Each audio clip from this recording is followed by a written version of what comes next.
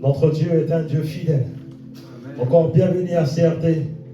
Bienvenue dans ce lieu où la présence nous façonne, où la présence de Dieu nous révigore et nous donne la direction afin que nous soyons des véritables serviteurs et servants de Dieu en esprit et en vérité. Je vous salue dans le précieux nom du Seigneur Jésus-Christ. Encore une fois de plus, merci encore au Seigneur pour ce temps magnifique qui permet que nous puissions passer ensemble. Nous allons prier, Saint-Esprit de Dieu, Esprit de grâce, Esprit de révélation. Nous ne connaissons rien, c'est toi qui connais toutes choses. Ce matin, fais ton ministère, que les cœurs soient touchés, que les vies soient transformées, et que toute la gloire te soit rendue. Dans le nom précieux de Jésus, j'ai prié avec action de grâce. Amen. Bien-aimés, depuis quelques mois, nous sommes en train de parler de notre thème très important, à savoir 8 choses qui nous garderont en ces temps de la fin. Et nous sommes focalisés sur la béatitude de Jésus et nous avons dégagé 8 béatitudes. Et premièrement, nous avons lu, la première béatitude que nous avons eu à traiter, c'est « Heureux les pauvres en esprit, car le royaume des cieux est à eux ». Et nous avons fait référence à la notion de la dépendance à Dieu. Dieu veut que nous soyons dépendants de lui. Dieu veut que nous puissions compter sur lui. Dieu veut que nous puissions ne pas regarder à nos capacités humaines. Il veut que nous puissions avoir les yeux fixés sur lui. Et nous avons vu également heureux les affligés, car ils seront consolés. Nous avons parlé de la notion de la repentance. Dieu veut que nous puissions nous repentir continuellement. Dieu veut que nous puissions venir à lui tel que nous sommes, malgré nos fautes, malgré nos manquements.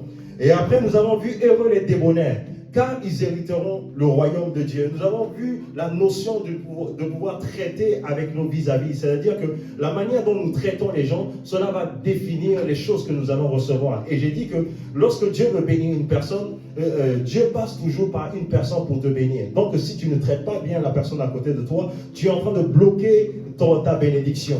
Et nous avons vu également que heureux ceux qui ont faim et soif de la justice, car ils seront rassasiés. Nous avons dit la notion d'avoir le désir de Dieu, la notion d'avoir soif de la réalité, la soif de Dieu. Bien aimé, lorsque quelqu'un n'a pas faim, n'a pas soif, cette personne ne peut pas faire des progrès. Parce que bien aimé, lorsque tu manges et que tu bois, cela te donne la force pour pouvoir continuer. Il dit heureux ceux qui ont faim et soif de la justice. La justice, je vous ai dit, c'est ce qui est agréable à Dieu. Ça veut dire que tu as le désir de faire ce qui honore Dieu. Tu as le désir de voir Jésus-Christ être glorifié. C'est ce que nous avons vu. Nous avons parlé également de heureux les miséricordieux, car ils obtiendront miséricorde. Et j'avais dit que tout le monde, un jour de sa vie, a besoin de la miséricorde de Dieu. Là où il n'y a pas la miséricorde de Dieu, nous sommes en jugement. La Bible dit que la miséricorde de Dieu triomphe du jugement. Là où il n'y a pas de miséricorde, il y a un jugement. Et c'est pourquoi un jour, nous allons faire des erreurs. Et lorsque nous avons témoigné de la miséricorde vis-à-vis des gens, un jour, Dieu aussi va nous témoigner de la miséricorde. C'est ce que nous avons vu. Et nous avons vu également que heureux ceux qui ont le cœur pur, car ils verront Dieu. Bien aimé, nous avons parlé de la nécessité d'avoir un cœur pur, un cœur tout entier à Dieu. Bien aimé, le problème, ce n'est pas nos prières. Le problème, c'est le cœur que nous associons aux prières que nous adressons à Dieu. Plus nous travaillons nos cœurs, nous allons voir les choses se manifester. Parce que, bien aimé, Dieu peut te regarder à cause de ton cœur. Tu peux être juste disqualifié. Amen. Et c'est pourquoi nous devons travailler nos cœurs. Et aujourd'hui, nous allons poursuivre toujours dans cette dynamique. Nous allons parler de heureux ceux qui procurent la paix, car ils seront appelés fils de Dieu. Alléluia. Heureux ceux qui procurent la paix, ils seront appelés fils de Dieu. Bien aimé, il y a 2 choses que nous voyons. On dit ceux qui procurent, le verbe procurer, et ils seront appelés, ils seront fils de Dieu. Être fils de Dieu. Bien aimé, lorsque on ne peut pas manifester quelque chose que nous n'avons pas. Tout ce que nous allons manifester dans la vie, c'est parce que nous sommes remplis de cette chose. Lorsque tu es rempli de la vie de Dieu, tu vas manifester la vie de Dieu. Lorsque tu es rempli de la colère, tu vas manifester. Lorsque tu es rempli de l'esprit de colère, tu vas manifester les œuvres de la colère. Ce dont tu manifestes révèle l'esprit qui triomphe en toi. Vous êtes d'accord avec moi? Lorsque quelqu'un est rempli de la haine, cela veut dire que cette personne a de la haine dans le cœur. Ce que tu manifestes révèle l'esprit qui triomphe en toi. Il dit heureux ceux qui procurent la paix. Ils procurent la paix, car ils seront appelés fils de Dieu. Bien aimé, il y a deux niveaux de fils. La Bible parle de 2 niveaux de fils. Il y a les fils, qu'on les appelle les technos, ce sont les bébés, ceux qui sont au lait. Et on parle également des fils, des wuyos. Les wuyos, ici on parle de wuyos. Ça c'est la dimension de la maturité. Dieu ne cherche pas des croyants bébés. Dieu cherche des fils. Parce que l'héritage des nations n'est pas confié aux bébés, mais l'héritage des nations est confié aux fils. Alléluia. Il dit heureux ceux qui procurent la paix. Bien aimé, lorsque nous étudions, on dit procure la paix. Souvent on dit oui, va en paix, la paix. Mais la paix, bien aimé, représente quelque chose de fort, bibliquement parlant. Et il y a deux notions dans la Bible, qui évoquent la paix. Bien aimé, dans le hébreu, on parle du shalom. Lorsqu'on dit, par exemple, shalom, on dit shalom, shalom. Bien aimé, c'est vrai, on utilise cela pour dire bonjour. Mais shalom, c'est un esprit, c'est une entité. C'est vrai qu'on dit shalom, shalom, c'est vrai, mais shalom a une connotation spirituelle, a quelque chose de fort spirituellement parlant. Et lorsqu'on parle de shalom, bien aimé, on parle de quelque chose qui est complet. On parle d'un aboutissement. On parle de la perfection. Et vous allez voir plus tard que Jésus-Christ pouvait dire, je vous donne la paix. Parce que Jésus-Christ est le prince de paix. Lorsqu'on parle de paix, on parle de shalom. Le shalom de Dieu. Dans le shalom de Dieu, vous avez tout à l'intérieur. Vous avez tout ce qui concerne la prospérité. Vous avez tout ce qui concerne le bien-être. Vous avez tout ce qui concerne l'amitié. Toutes ces choses sont incluses dans le shalom de Dieu. C'est pourquoi, bien aimé, ce matin, vous allez changer votre manière de penser en concernant le mot shalom. Lorsque vous allez dire shalom, c'est une bénédiction que vous êtes en train d'adresser à une personne. Lorsque vous dites shalom à une personne, vous êtes en train de lui dire la bénédiction complète, la bénédiction totale. Lorsque tu dis shalom, certes on utilise cela pour dire salut, salut, shalom, tout ça, mais derrière cette connotation, bien aimé, c'est un esprit derrière. Lorsqu'on parle de la paix, on appelle Jésus comme le prince de paix. Bien aimé, tout le monde aujourd'hui cherche un endroit où il y a la paix. Vous êtes d'accord avec moi? Même si nous avons tout l'or du monde en France, et là où il n'y a pas de paix, tu ne pourras pas jouir de tes business, tu ne pourras pas jouir de ce que tu possèdes. Vous êtes d'accord avec moi? Lorsque vous regardez dans les pays africains où il y a des crises militaro-politiques, vous allez vous rendre compte que les gens n'ont pas la stabilité. Les gens veulent juste la paix, vivre en paix. Tout le monde veut la paix. Pourquoi on parle de shalom? Bien aimé, dans la pensée juive, vous voyez aujourd'hui, les juifs sont constamment en train de combattre, de se battre avec d'autres peuples. Parce que dans la pensée juive, eux ils attendent le Messie, parce que c'est le Messie qui devait venir leur apporter la paix. C'est-à-dire d'arrêter tous leurs ennemis, de leur donner la possibilité de vivre dans une paix, dans le bien-être, dans une forme de gaieté, dans une forme de paisibilité. Bien aimé, Dieu, en ce temps, leur a mené à travers les prophètes de déclarer certaines prophéties. Vous allez voir que dans Ésaïe 9, nous allons lire Ésaïe 9 rapidement. Je suis en train de poser le décor d'abord et nous allons aller en profondeur. Ésaïe 9, verset 6, on dit « Car un enfant nous est né, un fils nous est donné, et la domination reposera sur ses épaules. On l'appellera admirable, conseiller, Dieu puissant, Père éternel. » Le quoi? Le prince de paix. On parle de Jésus en tant que qui? Le prince de paix. Parce que lorsqu'on parle de la paix, ça veut dire qu'il y a un conflit de deux côtés. Et la paix permet à ce que les conflits cessent. Vous êtes d'accord avec moi? Le mot shalom va au-delà de tout. Lorsque tu dis paix à quelqu'un, le mot paix est symbolisé dans la Bible par le mot shalom. Dans l'hébreu, on parle de shalom, on parle du bien-être. Alléluia. Je sais que c'est un peu technique, mais je m'en vais vous expliquer quelque chose. Parce que bien aimé, si vous ne comprenez pas le sens du mot paix, qui est traduit dans l'hébreu, le shalom, vous n'allez pas comprendre pour qu'est-ce que Dieu voulait dire heureux ceux qui procurent la paix. En d'autres termes, le shalom, car ils seront appelés fils de Dieu. Alléluia. Donc je disais en définition, le mot paix ici est symbolisé par le mot hébreu qui veut dire shalom. Le shalom qui veut dire un état complet. Ça veut dire que vous construisez une maison, il y a une brique qui manque. Et lorsque vous mettez la brique et la maison est au complet, cela veut dire qu'on parle du shalom, on parle de quelque chose qui est constitué avec toutes ses formes, il n'y a rien qui manque. Ça veut dire la perfection. Et la Bible dit que Jésus-Christ est le prince de paix. Ça veut dire que Jésus-Christ incarne la perfection. Vous êtes d'accord avec moi? Alléluia. Et lorsqu'on parle également de shalom, il y a la notion de la sécurité, la notion de la sûreté. Bien aimé, je vous pose la question. Lorsque vous traversez des moments difficiles, qu'est-ce qui est attaqué en premier lieu? C'est votre paix. Vous êtes troublé dans votre âme. Vous êtes d'accord avec moi? Et d'où proviennent les maladies souvent? C'est par rapport au stress. Lorsque vous n'avez pas le repos dans votre âme, vous stressez, vous développez certaines maladies. Et lorsqu'on parle de shalom à quelqu'un, on parle d'un aspect complet. Lorsque je dis Eric shalom, quand je dis shalom, cela veut dire que c'est une bénédiction complète que je t'adresse. Alléluia. Donc il y a la notion de bien-être. Lorsqu'on regarde dans 1 Samuel 17, verset 17, je vais aller vite. La Bible dit, Isaïe dit à David, son fils, prends pour tes frères cet épha de grains rôtis et de sel, 10 pains, et cours au camp vers tes frères. Porte aussi 10 fromages au chef de leur milliers. Tu verras si tes frères se portent bien. Ici, le mot se porter bien est traduit de l'hébreu shalom. On dit, va voir si tes frères se portent bien. En d'autres termes, le bien-être. Donc le mot paix englobe beaucoup de choses. C'est pourquoi on parle de Jésus en tant que le prince de paix. En Jésus, vous avez tout. En Jésus, vous avez la vie. En Jésus, vous avez la délivrance. En Jésus, vous avez la restauration. Il est la source de toutes choses. Alléluia. Et ici, il dit, va voir si tes frères se portent bien. Le mot porter bien ici veut dire shalom. Cela veut dire qu'ils sont dans le bien-être. Alléluia. Et également, dans le mot shalom, également, il y a la notion de la santé. Le fait que tu es en bonne santé, ça veut dire que tu es dans le shalom de Dieu.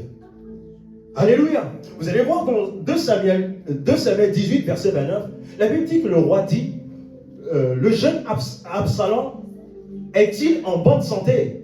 Là, ici, on pose la question on parle à propos, le roi David parle à propos du jeune Absalom. Est-il en bonne santé? Est-il en bonne santé? Cela veut dire, est-ce qu'il est dans le shalom de Dieu?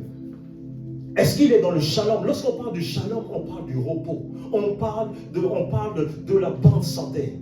On parle d'être en harmonie avec soi-même. C'est ce que le monde ne peut pas acheter. C'est pourquoi vous allez voir que Jésus va dire, je vous laisse la paix, je vous donne ma paix. Et je ne la donne pas comme le monde donne. Bien aimé, tout le monde, il y a des richards que vous voyez ici, il y a des riches dehors. Les gens cherchent avec torche à avoir la paix, ils n'ont pas la paix. La paix, c'est Dieu qui la donne. Le shalom, le bien-être. Le bien-être, ce n'est pas le matériel. Le bien-être, c'est un état d'esprit. Le fait que tu arrives à avoir le sommeil, tu arrives à dormir. Le fait d'être inébranlable devant les adversités de la vie. Bien aimé, j'écoutais un témoignage. Bien aimé, en Chine, à l'époque, ils n'avaient pas le droit d'avoir 3 enfants. Donc, si par mégarde, si par malheur, tu arrives à avoir juste une fille, et tu arrives à avoir 2 filles par exemple, c'était fini pour toi parce que tu ne pouvais pas avoir d'autres enfants. Mais lorsque tu avais 2 enfants, tu avais un garçon et une fille, cela c'était complet. Cela, on disait que tu étais béni. En d'autres termes aussi, c'est une image pour définir le shalom. Tout ce qui est complet, c'est une bénédiction complète. La paix de Dieu, ce n'est pas quelque chose de provisoire. C'est quelque chose qui est complet. Ça touche tous les domaines de votre vie. Alléluia. Et c'est pourquoi il faut comprendre la notion du shalom. Plus vous allez connaître ça, cela va vous donner la possibilité de chercher comment faire pour développer, de manifester cela pleinement. Alléluia. Et lorsqu'on parle également de shalom, il y a la notion de la prospérité. Il y a la notion de la prospérité. Quand on parle le shalom de Dieu, ça veut dire qu'il y a tout à l'intérieur. Parce que lorsque nous recevons Jésus, nous avons tout. On est d'accord? En Jésus, nous avons la bénédiction, nous avons tout. La Bible dit que nous avons tout pleinement en lui. Lorsqu'on parle de shalom, c'est l'incarnation de la présence, la personne de Jésus. Alléluia. Lorsqu'on parle dans Ésaïe 45, verset 7, il dit, je forme la lumière et je crée les ténèbres, je donne la postérité. Je donne la postérité. Ici, le mot postérité, lorsque nous regardons dans la source originale de l'hébreu, on parle du shalom. Donc, dans le shalom de Dieu, dans la paix de Dieu, se trouve la prospérité. Dans le shalom de Dieu se trouve la santé. Dans le shalom de Dieu se trouve la sûreté, la sécurité. C'est pourquoi vous allez voir que le premier indicateur pour savoir si Dieu est avec vous, c'est la paix. Lorsque vous voulez prendre des décisions et vous sentez à l'intérieur de vous une paix incommensurable, cela veut dire que Dieu est dans votre barque. Vous n'avez pas remarqué que lorsque vous voulez prendre une décision décisive de votre vie et que lorsque vous êtes troublé, vous sentez que non, ce n'est pas Dieu. Mais lorsque vous rentrez dans la dimension où vous avez le repos dans l'âme, cela veut dire que le shalom de Dieu est à l'œuvre dans votre vie. Alléluia. Et lorsqu'on parle également du shalom, on parle également de l'amitié. On parle également de l'amitié. Dans le shalom, il y a l'amitié. Dans Genèse 37, verset 14, on peut aller vite. Quelqu'un peut lire rapidement. Dans Genèse 37, verset 14, quelqu'un peut lire rapidement. Genèse 37, verset 14. Donc je veux vraiment que vous puissiez mettre l'accent. On dit heureux ceux qui procurent la paix. Parce que si tu ne comprends pas ce que c'est que la paix, comment tu vas la procurer? Comment tu peux manifester quelque chose que tu ignores, que tu ne connais pas véritablement? Alléluia. Genèse 37, verset 14. Quelqu'un peut lire rapidement? 37, verset 14 au nom de Jésus. Il est écrit, Israël lui dit, va donc voir si les frères sont en bonne santé et si le troupeau est en bon état. Alléluia. On leur apportera des nouvelles. Alléluia. Il dit, va voir s'ils sont en bon état. Et le bon état symbolise également la paix. On parle de l'amitié avec Dieu. Alléluia. Va voir si le troupeau est en bonne santé. Le bonne santé, comme je viens de dire, cela veut dire la bonne santé est inclue dans le shalom de Dieu. Alléluia. Bien-aimés, également nous allons voir un autre exemple. Dans Genèse 14, verset 18, on parle de Melchisédek, roi de Salem. Le roi de Salem, ici, on veut dire, c'est ce que les Arabes appellent. Les Arabes, eux, ils disent pas Shalom, ils disent Salem. Salem. Cela veut dire le Shalom de Dieu. Vous allez entendre les Arabes dire Salam. C'est tiré du même mot qu'on appelle le Shalom de Dieu. Le Shalom de Dieu, c'est une paix complète. Alléluia. Il dit dans Genèse 14, verset 18, Melchisédek, roi de Salem, fit apporter du pain et du vin. Il était sacrificateur du Très-Haut. Donc le roi de quoi? Le roi de paix. Le roi de paix, c'est qui? C'est Jésus. Jésus est le roi de paix. Jésus-Christ est le shalom. Dans la Bible, on n'a jamais dit de dire bonjour aux gens shalom. Cela veut dire que lorsqu'on parle de shalom, nous sommes en train de parler de la totalité de Dieu. Nous sommes en train de parler des bienfaits combinés juste dans un seul mot. C'est pourquoi vous allez voir que Jésus-Christ est la combinaison de Dieu. Lorsqu'on parle de nom de Jésus, c'est Dieu le Père, Dieu le Fils à l'intérieur. Il n'y a pas de différence. Jésus-Christ est 100% Dieu. Alléluia. Est-ce que vous avez compris déjà la notion de shalom? Alléluia. C'est le même mot également qui est traduit par le grec, qui est Eren. À peu près, ça traite les mêmes choses. Dans le mot Eren, ici, on parle du salut. Le fait d'être sauvé dans un domaine donné. Lorsque tu traverses un moment difficile et le Seigneur te délivre de ta situation, le mot qui est utilisé ici, c'est le mot sozo pour décrire le salut. Cela veut dire que la paix de Dieu a la capacité de te sortir des situations difficiles. Alléluia. Maintenant, je vais aller dans un cas pratique pour montrer comment on manifeste concrètement la paix, comment on procure pleinement la paix à autrui. Nous allons voir l'histoire du Samaritain. Vous allez voir que dans Luc 10, versets 30 à 34. Suivez attentivement. Luc 10, versets 30 à 34. Jésus reprit la parole et dit, un homme descendait de Jérusalem à Jéricho. Il tomba au milieu des brigands. Ils le dépouillèrent, ils le chargèrent de coups et s'en allèrent, le laissant à demi-mort. Un sacrificateur qui par hasard descendait par le même chemin, ayant vu cet homme, passa outre. Un lévite qui arriva aussi dans ce lieu, l'ayant vu, passa outre. Mais un Samaritain qui voyageait, étant venu là, fut ému de compassion. Il s'approcha et banda ses plaies en y versant de l'huile et du vin, puis le mit sur sa propre monture et le conduisit à une hôtellerie et y prit soin. Vous voyez, ici, il y a deux cas. On parle d'un Samaritain. On parle d'un Samaritain, on parle d'un sacrificateur. Les sacrificateurs, c'est eux qui avaient droit au sacerdoce, dans le service de Dieu. Et les Lévites, c'était les prêtres, ceux qui étaient mandatés pour pouvoir offrir des sacrifices, les Lévites. C'est-à-dire que dans la loi, ils avaient une position forte. Mais le Seigneur Jésus-Christ est en train de révéler quelque chose de très fort. Vous voyez ici, dans le cas de ce Samaritain, le Samaritain en question, la Bible dit que il a vu une personne. Cette personne était frappée, un homme qui était frappé, un homme qui était frappé à un moment, au point de perdre la vie. Mais la Bible dit que le Samaritain, il est passé, il s'est arrêté.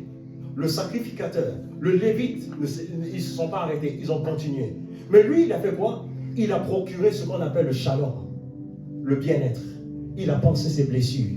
Il a relevé cet homme. Il lui a donné les soins qu'il fallait. C'est ça qu'on dit procurer la paix. C'est ça qu'on dit procurer la paix. Il dit heureux ceux qui procurent la paix. Le fait de pouvoir prendre quelque chose et de pouvoir faire du bien. Vous voyez, dans son cas, il était blessé. Les autres, ceux qui étaient adulés par la loi, bien aimés, ils sont passés. Ils n'ont pas pris soin de se blesser. Mais un Samaritain, ça veut dire que quelqu'un qui était étranger à la loi de Dieu. À l'époque, tous ceux qui n'étaient pas des Juifs, ils étaient étrangers à la loi de Dieu. Bien aimés, ils n'avaient pas part aux promesses de Dieu. Mais la Bible dit que ce Samaritain, il s'est arrêté et il a pris soin. Il a pansé ses plaies et ensuite il lui a donné de l'argent. Vous voyez de façon pratique comment procurer la paix. Il a apporté la guérison, il a apporté le bien-être à cette personne. Bien aimé, c'est ça. Il dit heureux ceux qui procurent la paix. Ceux qui procurent la paix, car ils seront appelés quoi? Fils de Dieu. Alléluia. Bien aimé, à chaque fois que tu donnes de la nourriture à quelqu'un, tu es en train de lui procurer le bien-être. Et souvenez-vous, j'ai dit que dans le shalom de Dieu, il y a le bien-être.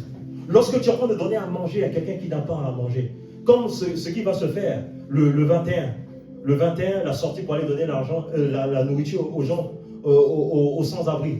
Cela veut dire quoi? Nous sommes en train de procurer le shalom, le bien-être. La Bible dit que heureux ceux qui procurent la paix, le bien-être, le shalom de Dieu, car ils seront appelés fils de Dieu. Et c'est pourquoi il faut comprendre le mot shalom pour pouvoir mieux l'appliquer dans sa vie. Alléluia.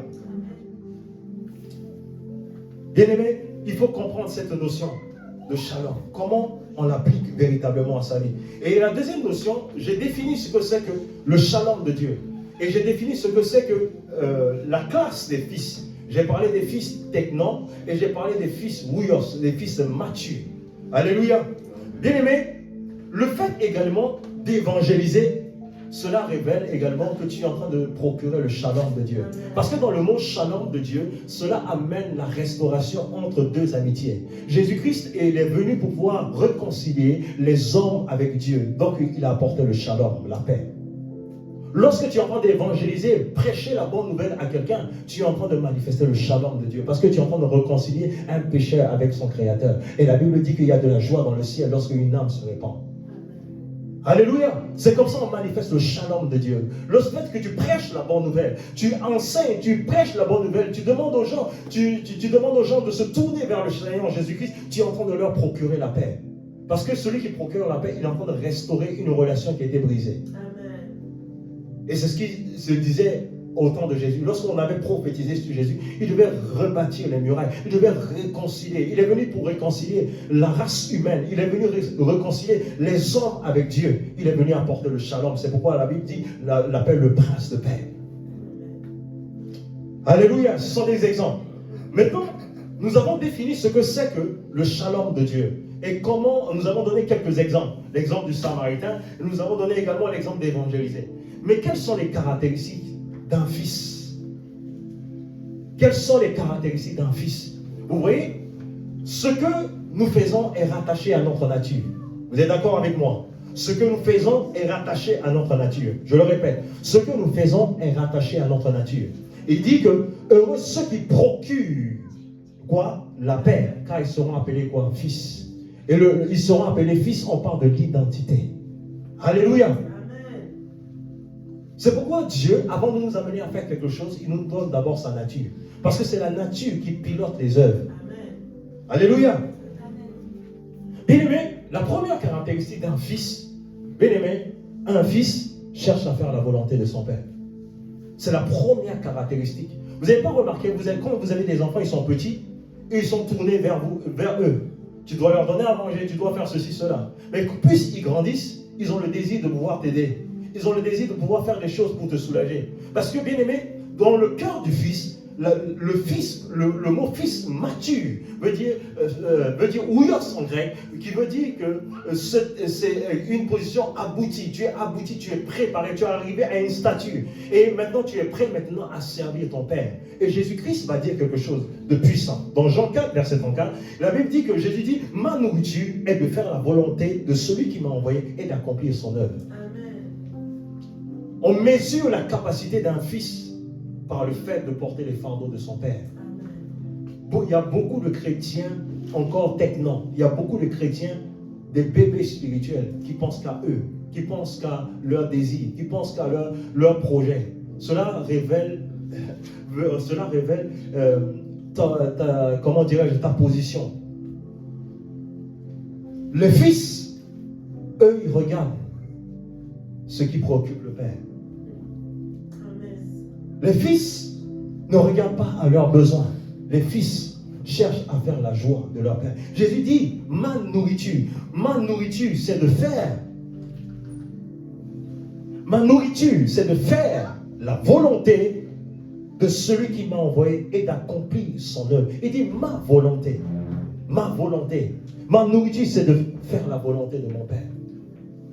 Bien aimé, vous pouvez voir dans la vie de quelqu'un si cette personne est un fils ou encore un bébé. Le bébé est toujours focalisé, centré sur lui. Moi, mais le fils commence à identifier le besoin du Père. Qu'est-ce que je dois faire pour le Père? Bien aimé, je vous assure, vous venez à l'église, ne cherchez pas à vous asseoir à ce que vous allez tout recevoir. Dieu compte, il dit, il bâtit son église. L'église n'est pas bâtie par une personne. L'église est bâtie par tout le monde. Ce n'est pas le pasteur qui bâtit l'église. C'est Jésus qui bâtit son église avec les pierres vivantes que toi et moi nous sommes. Alléluia. La première préoccupation du Fils, c'est de faire la volonté de son Père. Est-ce qu'aujourd'hui nous avons le désir de faire la volonté de Dieu? Est-ce que lorsque nous nous levons, la première des choses, c'est de présenter à Dieu nos listes de courses? Dieu veut faire du bien aux gens. Dieu veut réconcilier les gens avec lui. Il veut apporter le shalom. Il veut apporter la paix dans ce monde. Il veut apporter la paix dans ce monde à travers toi. Amen. Alléluia. Amen. C'est ça la raison du Fils. Tu ne peux pas dire que tu es un fils et que tu ne portes pas le fardeau de ton Père. Jésus avait le fardeau de son Père. Au point la nourriture était devenue même un fardeau. Il dit, ma nourriture, ce qui m'intéresse, c'est de faire la volonté de mon Père et d'accomplir son œuvre. Bien aimé, est-ce que vous avez le désir de faire la volonté de Dieu? Je ne dis pas seulement de faire la volonté, mais d'accomplir son œuvre. Tu peux faire la volonté de Dieu et ne pas accomplir son œuvre. Faire la volonté de Dieu, ça veut dire que tu es en chemin, mais tu ne vas pas jusqu'au bout. Mais le fait d'être en chemin et d'accomplir son œuvre, cela veut dire que tu fais de la manière dont il a prévu que tu fasses. Amen. Es-tu un fils ou un enfant? Bien aimé, dans cette saison dans laquelle nous nous trouvons, les enfants ne vont pas survivre. Les enfants seront décimés. L'adversité est en train de monter. C'est pourquoi, bien aimé, vous devez décider de devenir des fils. Amen. Et la Bible dit que vous servirez et je vous guérirai. Bien aimé, en servant Dieu, en faisant la volonté de Dieu, il y a des besoins. Les besoins seront pourvus.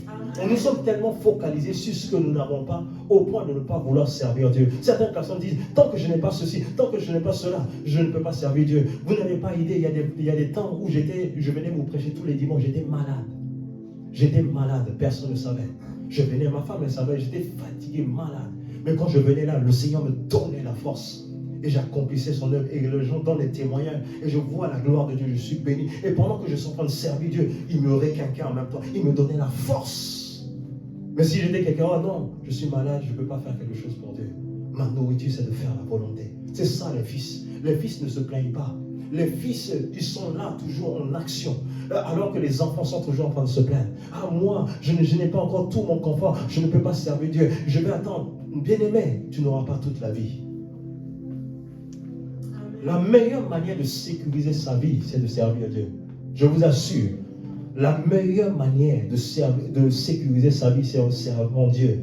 Parce que bien aimé, lorsque ta vie devient une offrande, lorsque ta vie devient un sacrifice, même si les gens te réclament, la réclamation n'aura pas d'effet sur toi, parce que ta vie est une offrande devant Dieu.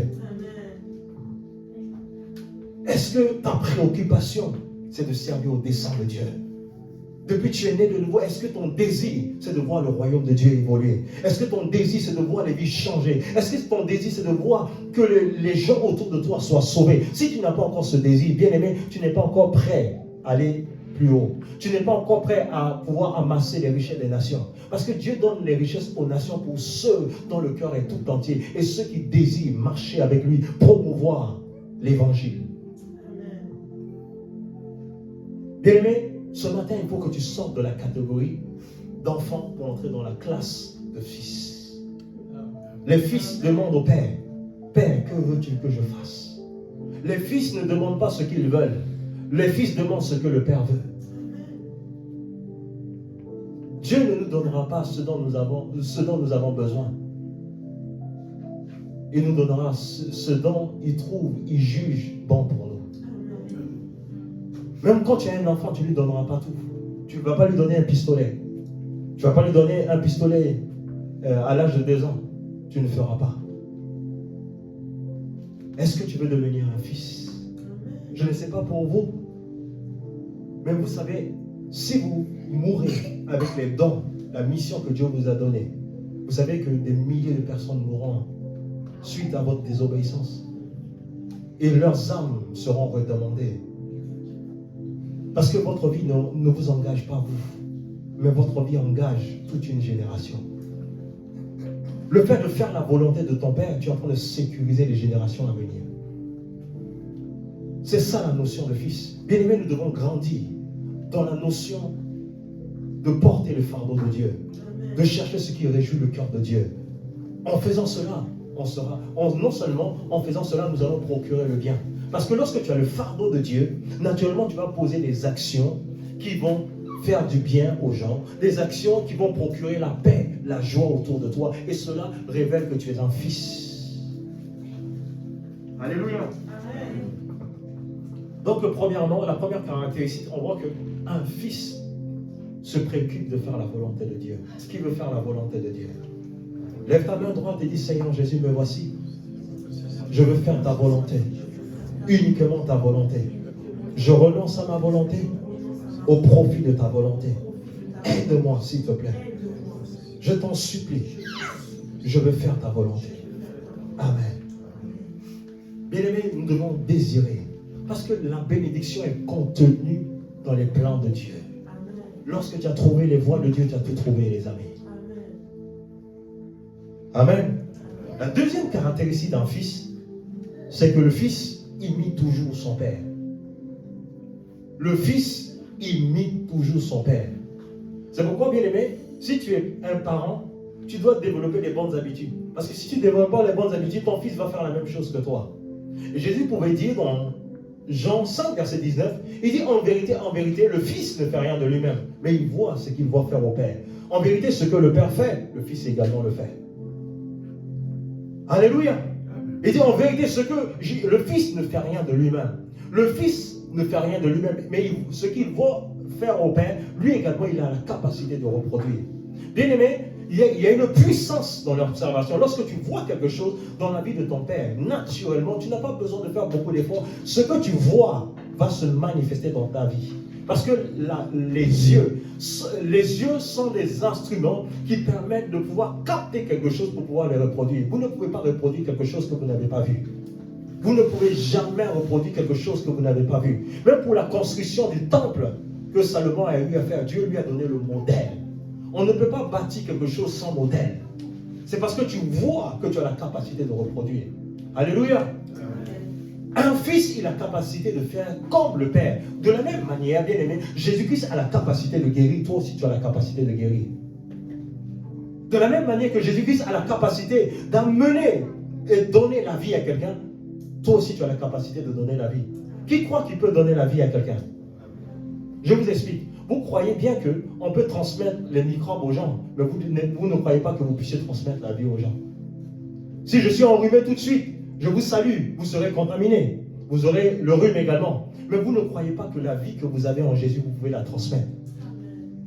La vie divine, tu peux la transmettre. Tu dis la vie qui se trouve dans mon esprit, je te la communique. Nous croyons au microbe, mais nous ne croyons pas à ce que la vie peut être transférée. Alléluia. Un fils imite son père. Jésus, il a vécu sa vie en fonction de ce qui était écrit de lui. Il dit, je suis venu dans le rouleau dont il est question de moi. Je suis venu faire non ma volonté, mais sa volonté. Alléluia. Le Père a un agenda.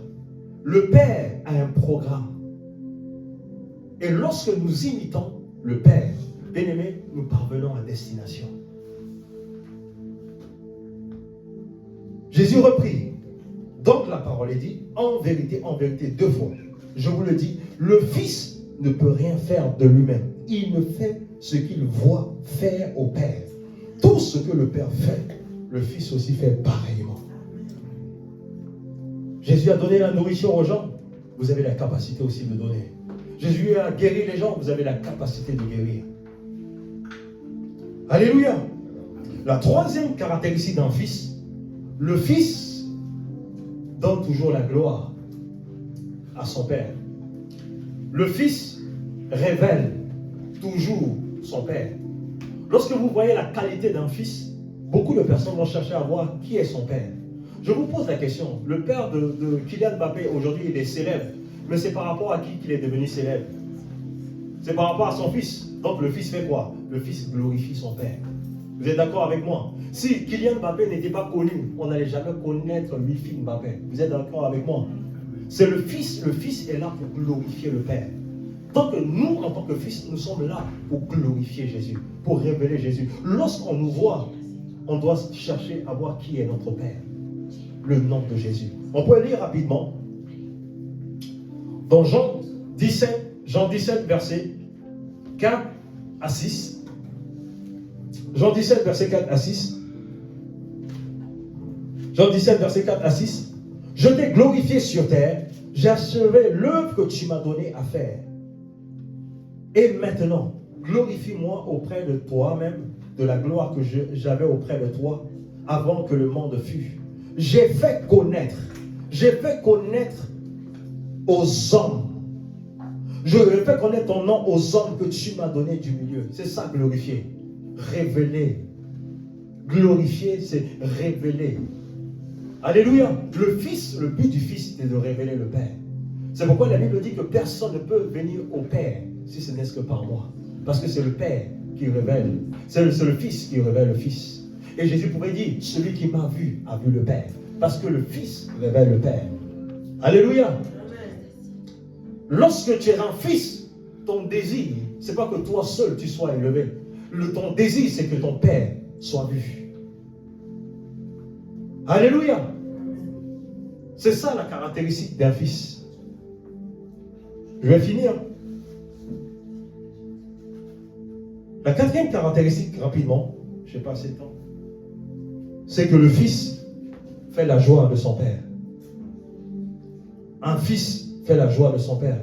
Vous n'avez pas remarqué que si par exemple le père n'est jamais allé à l'école et il a investi dans la scolarité de ses enfants, et si demain son fils devient médecin, vous voyez la joie que le père pourra ressentir de voir son fils faire sa joie, le fait de devenir médecin. Vous allez voir naturellement, Marie qui n'est pas allé loin dans les études, mais il fera la joie de son père. Le fils fait la joie de son père. Alléluia.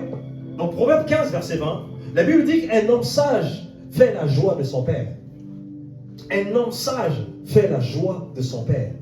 Alléluia. Et un homme insensé méprise sa mère. On parle de la notion de la fierté, on parle de la notion de la joie, de donner la joie à son père.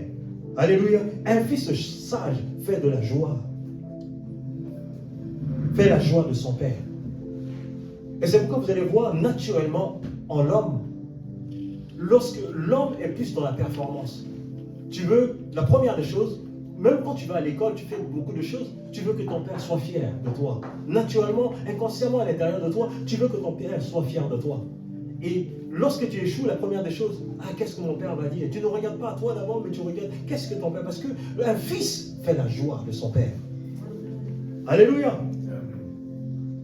Maintenant, comment parvenir à procurer cette paix dont nous avons parlé? Nous allons dire, heureux ceux qui procurent la paix, car ils seront quoi? Appelés fils. Et nous avons vu la définition du mot shalom. Aujourd'hui, tout le monde comprend ce que c'est que shalom. C'est pourquoi maintenant, lorsque tu dis shalom à quelqu'un, tu dois dire avec l'intention. Pour lui dire, ça c'est la bénédiction complète. Le shalom de Dieu repose sur toi. Et il dit, heureux ceux qui procurent le shalom de Dieu, ils seront appelés fils de Dieu. Et nous avons vu que les fils, ce sont des personnes, premièrement, qui se préoccupent de faire la volonté de Dieu. Et nous avons vu également que le fils, son désir, c'est d'imiter son père. Et nous avons dit que le fils également a pour mandat de glorifier son père. Et dernièrement, et que le fils a le désir de pouvoir donner la joie à son père. Maintenant, comment procurer la paix en tant que fils? Nous allons prendre rapidement notre Bible pour finir. Je pense que je ne vais pas terminer. Romains 12, versets 9 à 21. Nous allons clôturer avec ça. On nous décrit les caractéristiques, comment procurer la paix. Comment un fils peut être amené à procurer la paix. Dans Romains 12, verset 9, que la charité, ici on parle de l'amour, que l'amour, la charité soit sans hypocrisie, ayez le mal en horreur, attachez-vous fortement au bien. Verset 10, pour l'amour fraternel, soyez pleins d'affection pour les uns, pour les autres, par un honneur usé de la persévérance. Ils sont en train de déclarer un modèle. Ils sont en train de nous enseigner les choses. Qu'est-ce que nous devons faire pour pouvoir procurer la paix? Vous voyez ici, on dit que pour amour fraternel, soyez plein d'affection pour les uns et les autres. En d'autres termes, il faut témoigner de l'amour vis-à-vis des gens. Lorsque tu es en train de témoigner de l'amour vis-à-vis des gens, tu es en train de manifester le shalom de Dieu. Par honneur, usez de persévérance, de prévenance réciproque. Verset 12. Ayez du zèle et non de la paresse. Soyez fervents d'esprit, servez le Seigneur. Bien-aimé, le fait de vouloir procurer la paix aux gens, cela va te coûter. L'ennemi va utiliser les circonstances défavorables dans le but de te maintenir au sol, dans le but de te faire sombrer dans la paresse, dans la nonchalance. Mais la Bible dit, il dit soyez fervents. Un homme fervent, c'est celui qui est dans l'action. Un homme qui est dans la paresse, dans la nonchalance, ne pourra pas faire quoi que ce soit. Bien aimé, cette histoire de procurer la paix, c'est une décision. Il faut être fervent, il faut être déterminé. Alléluia. Il dit, réjouissez-vous en espérance. Soyez patients dans l'affliction. Persévérez dans la prière. Soyez patients dans l'affliction. Tout le monde passera par l'affliction. Il y aura des moments difficiles. Mais la Bible dit de persévérer dans la prière. Bien-aimés, lorsque vous êtes traversé les moments difficiles et que vous vous reposez sur Dieu, je vous assure que le fardeau tombe et vous ressentez une paix à l'intérieur de vous. Vous savez pourquoi vous êtes toujours troublé lorsque les difficultés arrivent? C'est parce que vous ne prenez pas la peine de vous décharger sur Dieu dans la prière. Vous dites, Seigneur, je te donne mon fardeau. Et lorsque tu fais cela, lorsque tu apprends, bien-aimé, à te décharger de certaines choses, tu vas voir que tu vas traverser l'affliction et tu auras toujours la paix. Et la Bible dit, verset 13, il dit, pourvoyez aux besoins des saints, exercer l'hospitalité. Il est en train de nous décrire le modèle. Comment on fait pour procurer la paix? Comment on fait pour procurer le shalom? Alléluia. J'ai parlé du shalom, j'ai parlé des fils. Maintenant, on regarde comment on fait pour pouvoir procurer le shalom. La Bible dit, pourvoyez aux besoins des saints. Lorsque nous sommes en train de pourvoir aux besoins des gens au niveau de l'assemblée, lorsqu'un frère ou une sœur traverse des moments difficiles, lorsqu'on pourvoit à ses besoins, nous sommes en train de manifester le shalom de Dieu. Exercer l'hospitalité. Verset 14, je vais aller vite. Bénissez ceux qui vous persécutent. Bénissez et ne maudissez pas. Bénissez ceux qui vous persécutent. Bénissez, ne maudissez pas. Vous êtes en train de créer une atmosphère favorable. Lorsque vous subissez des moments difficiles, bien-aimés, ne cherchez pas à dire des mauvaises paroles. Proclamez les bontés de Dieu. Proclamez les bonnes choses. Lorsque vous êtes en train de faire ça, vous êtes en train de procurer la paix. Lorsque vous proclamez les bonnes choses alors que les gens ont dit du mal sur vous, bien-aimés, votre prière va créer quelque chose un jour dans l'atmosphère. Vous allez voir que cette personne qui parlait mal de vous, un jour, le Seigneur va toucher cette personne suite à votre prière. Et vous aurez manifesté le shalom de Dieu. Alléluia. Réjouissez. Réjouissez-vous avec ceux qui se réjouissent. Pleurez avec ceux qui pleurent. Lorsque tu fais cela, tu es en train de manifester le shalom de Dieu. Lorsque tu portes les besoins des gens, tu portes les fardeaux des gens, tu es en train de manifester le shalom de Dieu. Verset 16, je vais m'arrêter là.